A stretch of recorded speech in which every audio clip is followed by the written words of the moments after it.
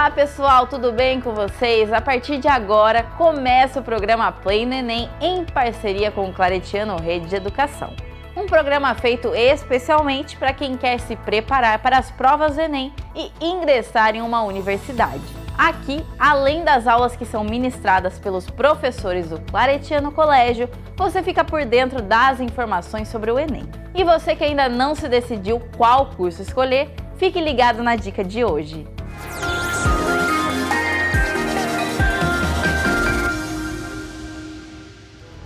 Olá, eu sou a Rayane e tô aqui para dar uma dica para vocês. Bom, hoje eu tô aqui num ambiente um pouquinho diferente, tô aqui na sala do júri e aqui do meu lado tá o coordenador do curso de Direito, o Dr. Ricardo.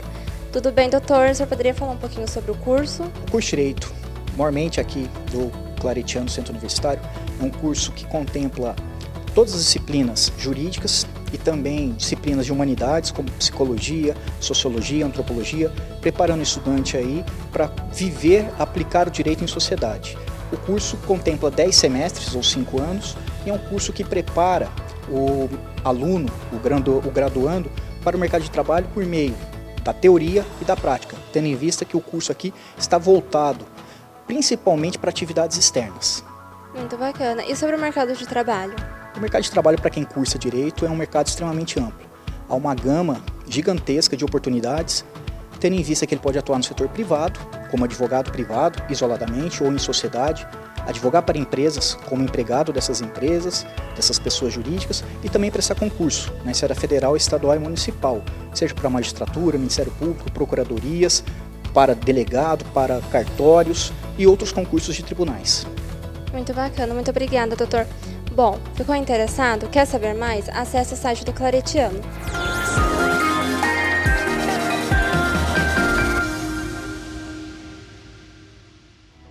Ficou interessado? Então partiu estudar! E a aula de hoje é Tripartição do Poder com o professor Conrado Bichara.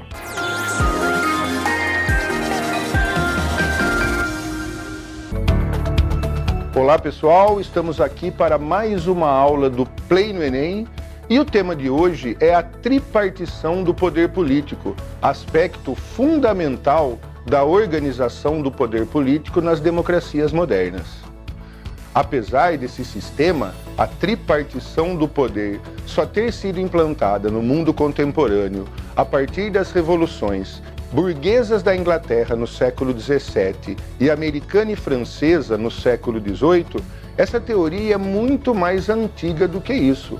Observando um breve histórico dessa teoria, vemos que ela se origina lá na Grécia Antiga, no século IV a.C., quando Aristóteles, em sua obra Política, já descrevia uma possível organização do poder dividida em 3 esferas que se complementam e se limitam mutuamente. A tripartição do poder político, na visão de Aristóteles, conforme podemos observar, ela se dava a partir do poder deliberativo, que seria o que hoje chamamos de poder legislativo, do próprio poder executivo e do poder judiciário, 3 órgãos de poder independentes entre si, que se limitam e se complementam, como comentado. A partir, então, nós temos um salto histórico e vamos para o século XVIII, quando a efetiva tripartição do poder, da forma como é utilizada hoje no Brasil e em vários países do mundo, se estruturou. Primeiro, a partir das ideias do inglês John Locke, em Segundo Tratado do Governo Civil, que previa a existência de um poder legislativo que seria superior aos demais, porque representante de uma maior parte da sociedade do que os demais poderes, o poder executivo, que tinha a finalidade, na visão de John Locke, de aplicar as leis, e o poder federativo, que não poderia desvincular-se do executivo e cuidava estritamente de questões internas de governança. Porém, ainda no século XVIII, ainda dentro da filosofia iluminista e do nascimento do chamado liberalismo político, um outro filósofo, dessa vez francês, Montesquieu, na obra O Espírito das Leis, cria a moderna versão da tripartição do poder político. nós podemos dizer que a forma como a tripartição do poder político é implantada hoje na maior parte dos regimes do mundo, em todos os regimes democráticos com certeza, é totalmente baseada nas ideias desse francês Montesquieu.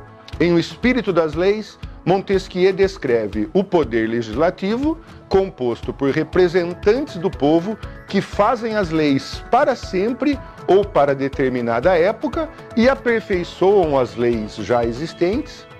O poder executivo, que era exercido na teoria de Montesquieu pelo príncipe ou magistrado responsável pelo governo interno e pela política externa, e o poder judiciário, responsável pela punição dos crimes e julgamentos de litígios da ordem civil. Como podemos observar, apesar de algumas diferenças no que se refere ao poder executivo, hoje exercido por presidentes ou primeiros ministros na maior parte do mundo, é essa tripartição iluminista, liberal, burguesa de Montesquieu que acabou se consolidando como prática fundamental do exercício do poder político nas democracias contemporâneas. A ideia central de pessoas como Montesquieu era não deixar em uma única mão as tarefas de legislar, administrar e julgar, já que concentrar esses poderes nas mãos de uma só pessoa, como acontecia no absolutismo monárquico da Idade Moderna, pode gerar e gera abuso de poder. O objetivo era limitar o exercício do poder político, impedindo a tirania, o despotismo.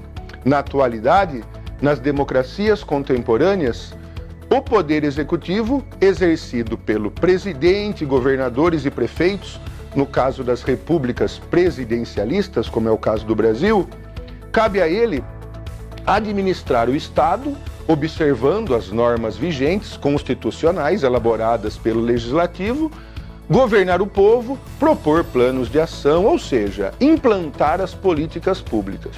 Ao Poder Legislativo, composto por vereadores, deputados estaduais e federais e senadores, cabe legislar, ou seja, criar e aprovar leis, e fiscalizar o Executivo, exercendo duas funções fundamentais: a de controle político-administrativo e a de controle financeiro-orçamentário, ou seja, fiscalizando assim a atuação do Poder Executivo.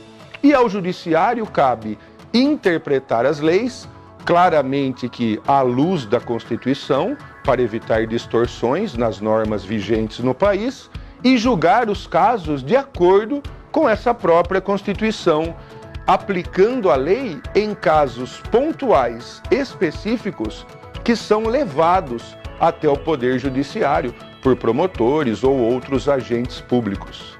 Enfim, tudo isso foi criado e implantado a partir do século XVIII e das revoluções burguesas para colocar em prática o sistema de freios e contrapesos, tão bem descrito por Alexis de Tocqueville na obra A Democracia na América. Esse sistema, ou seja, o sistema de freios e contrapesos, evita o abuso, visa evitar o abuso de poder e também, o que é muito importante, impedir que as escolhas da maioria, já que a democracia é baseada nas escolhas da maioria, acabem tiranizando as minorias. Com uma Constituição vigente, criada por representantes eleitos da sociedade, e com o sistema de freios e contrapesos que limita a atuação de um poder em relação ao outro, temos as garantias constitucionais que permitem, mesmo num sistema baseado nas escolhas da maioria, a liberdade individual e o respeito às minorias. Citando Tocqueville, nada é tão maravilhoso quanto a arte de ser livre, mas nada é mais difícil de aprender a usar do que a liberdade. Essa foi mais uma aula do Play no Enem sobre a tripartição do poder político. Espero que tenham gostado e até a próxima. Olá, eu sou o José Vitor, sou professor de Geografia e em mais uma série Play no Enem, na aula de hoje nós vamos discutir sobre a guerra na Ucrânia. A crise entre Ucrânia e Rússia não é de hoje. Há alguns eventos que vêm acontecendo desde o final da Guerra Fria e do final da União Soviética, lá nos anos 90, que contribuíram para a tensão existente entre os dois países. Se nós voltarmos um pouco, algumas décadas no tempo, especificamente para os anos 90, quando a União Soviética acabou, é preciso retomar alguns eventos para explicar os conflitos que estão acontecendo entre Ucrânia e Rússia na atualidade. Então, para nós conseguirmos entender a guerra na Ucrânia hoje, nós precisamos entender algumas questões que aconteceram lá no passado. Vamos relembrar algumas coisas que vocês já estudaram na disciplina de História e na disciplina de Geografia. Em 1991, a União Soviética terminou. Após a sua dissolução, após o fim da União Soviética, as ex-repúblicas se tornaram independentes. Se nós olharmos aqui no mapa, nós conseguimos perceber o que é a União Soviética hoje. Então, a União Soviética acaba em 1991, após a crise soviética, e aquelas que eram as ex-repúblicas soviéticas, hoje são repúblicas independentes, como é possível analisar para o mapa. Então, para nós começarmos a entender a guerra na Ucrânia, nós precisamos voltar para esse contexto em que a União Soviética se desagregou e aquelas que eram as repúblicas soviéticas se tornaram independentes. Alguns países aliados à União Soviética no passado, os quais faziam parte do que nós chamamos de Pacto de Varsóvia, depois dessa independência passaram a fazer parte da OTAN. Vamos relembrar algumas coisas. Tanto o Pacto de Varsóvia quanto a Organização do Tratado do Atlântico Norte, a OTAN, eram alianças militares dos blocos socialista e capitalista, respectivamente. E tanto o Pacto de Varsóvia quanto a OTAN foram criadas no contexto da Guerra Fria. Diferentemente do Pacto de Varsóvia, que acabou em 91 com o fim da União Soviética, a OTAN permaneceu como uma aliança militar da nova ordem mundial e que, a partir desse desenho do final da Guerra Fria, passou a expandir seus domínios em áreas que eram anteriormente de influência soviética. O que acontece é que, então, desde o final da Guerra Fria, aqueles países que antes faziam parte da União Soviética e que também faziam parte do Pacto de Varsóvia, passaram gradualmente a sofrer influência daquele que antes era o bloco capitalista, o bloco ligado aos Estados Unidos. E alguns desses países passaram a então fazer parte da Organização do Tratado do Atlântico Norte, que permanece mesmo depois da Guerra Fria. Apenas para citar alguns países que passaram a fazer parte da OTAN, destacaria a Estônia, a Letônia e a Lituânia, também a Polônia, a Hungria e a Romênia e a República Tcheca. Mais recentemente, em 2023, a Finlândia, país vizinho à Rússia, passou a fazer parte dessa aliança. E atualmente há um interesse em relação à entrada da Ucrânia na OTAN, uma das razões que explicam o conflito que nós estamos discutindo hoje. Para além desse panorama geral, é preciso dar alguns destaques para alguns acontecimentos internos na Ucrânia. A partir de 2014, aconteceram algumas mudanças políticas importantes no país. A primeira delas é a deposição pelo parlamento, após uma série de manifestações populares, do presidente ucraniano pró-Rússia, o Viktor Yanukovych, que é esse primeiro presidente aqui, que em 2014 foi deposto. Depois dele, os outros dois presidentes, e aqui eu não estou incluindo o presidente que assumiu interinamente o poder depois da deposição de Yanukovych, mas os dois presidentes, o Poroshenko e o Volodymyr Zelensky, o atual presidente da Ucrânia, assumiram um posicionamento e um discurso que é pró-Ocidente. Então vejam, essas mudanças políticas desagradaram a Rússia, porque anteriormente, até 2014, existia um governante que era pró-Rússia. E a partir desse momento, os próximos presidentes que vieram tinham um discurso aliado ao Ocidente. Além disso, a Ucrânia é uma república unitária, o que se difere de um sistema federalista em que cada uma das regiões, das províncias, possui uma autonomia em relação ao governo central. A única exceção a essa organização unitária era a Península da Crimeia, que nós conseguimos analisar aqui no próximo mapa. A Península da Crimeia, que fica aqui na região do Mar Negro, era uma república autônoma ucraniana. A Rússia possuía bases militares na península e em 2014 a Rússia anexa essa área. Com essa ação, os conflitos entre os dois países, entre Rússia e Ucrânia, eles se intensificam. Recentemente, a Rússia estabeleceu algumas exigências para a Ucrânia. Entre elas eu destacaria, primeiro, a neutralidade em relação à entrada na OTAN, o reconhecimento da Crimeia como um território russo, que havia sido anexado lá em 2014, e também o reconhecimento da autonomia de algumas repúblicas separatistas. Dentro da Ucrânia, há algumas repúblicas separatistas que desejam fazer parte da Rússia. Sobre esse aspecto, algumas das regiões ucranianas, como Donetsk e Luhansk, buscam ainda uma certa autonomia. Houve uma declaração de independência dessas regiões, dessas áreas, em 2014 e em 2022 houve um apoio da Rússia, inclusive um apoio militar, a essa independência das regiões aqui no leste da Ucrânia. Destaca-se que nas porções leste e sul do país há muitos habitantes dentro da Ucrânia que falam o idioma russo. Em 2022, em fevereiro, vocês devem se lembrar, a Rússia invade a Ucrânia. E não há garantias de que a Ucrânia não entraria na OTAN até aquele momento, em fevereiro de 2022. Com o início dessa guerra, há os ataques à soberania de um país independente, que é a Ucrânia. No discurso de Putin, havia uma justificativa de que essa intervenção na Ucrânia era uma forma de barrar as investidas ocidentais que estavam acontecendo no país.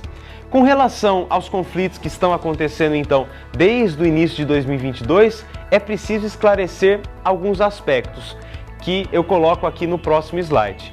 Primeiro, esse conflito ele ganhou dimensões internacionais por conta das questões políticas, mas principalmente por conta das questões econômicas. Vamos lembrar, a Ucrânia é uma grande produtora de grãos e, além disso, há também outras questões econômicas envolvidas, que vocês podem observar nos impactos na economia mundial que aconteceram a partir do início desse conflito. Um segundo aspecto é que há, a partir desse conflito, uma crise humanitária, com a morte de soldados e civis, além da questão dos refugiados. Vamos relembrar, os refugiados são aqueles migrantes que são obrigados a sair do seu lugar de origem. A partir do início da guerra da Ucrânia, muitos ucranianos foram obrigados a sair do país e se deslocarem para regiões no entorno.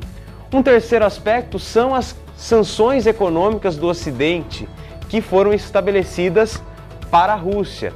No entanto, é preciso relembrar que a Rússia é a principal fornecedora de gás para o Ocidente. O que a gente consegue perceber no próximo mapa é que existe uma série de gasodutos russos que passam pela Ucrânia e que ligam o país asiático até alguns países europeus que são dependentes desse recurso que é o gás natural da Rússia.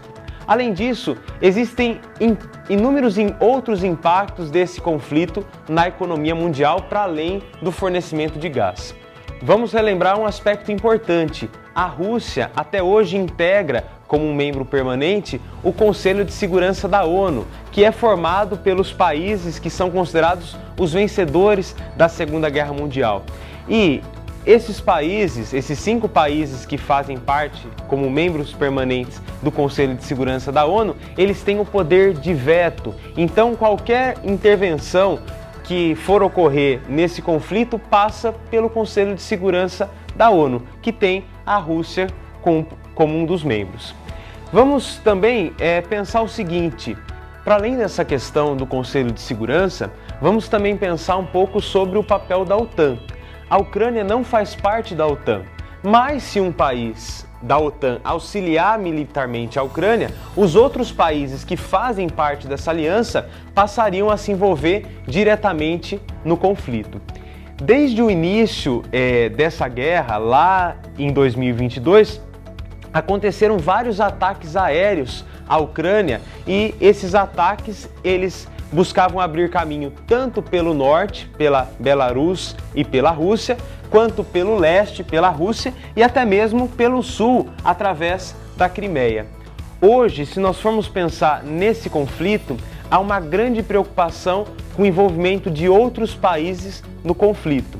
E por que isso acontece? Acontece principalmente pelo arsenal nuclear que vários países têm, como a Rússia, os Estados Unidos, a China, a França, a Inglaterra, a Índia e o Paquistão, e que esse envolvimento desses países, sobretudo esses que têm um grande arsenal nuclear, poderia fazer com que esse conflito tomasse dimensões ainda maiores.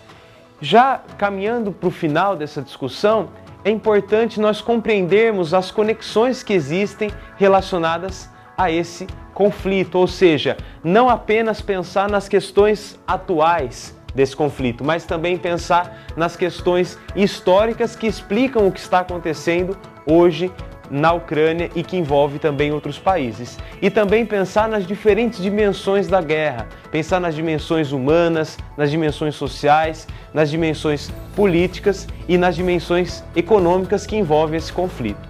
Para quem está se preparando para os vestibulares, é importante estar atento ao que está acontecendo e estar acompanhando os desdobramentos desse conflito, dessa guerra na Ucrânia, que ainda está em curso. Então essa foi a nossa aula de hoje, espero que tenha contribuído para a formação e para a preparação de vocês para os vestibulares e espero vocês no próximo encontro. Até!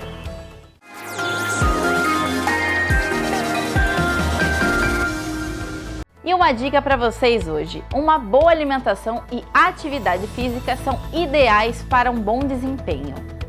Bom, por hoje é só e amanhã tem mais.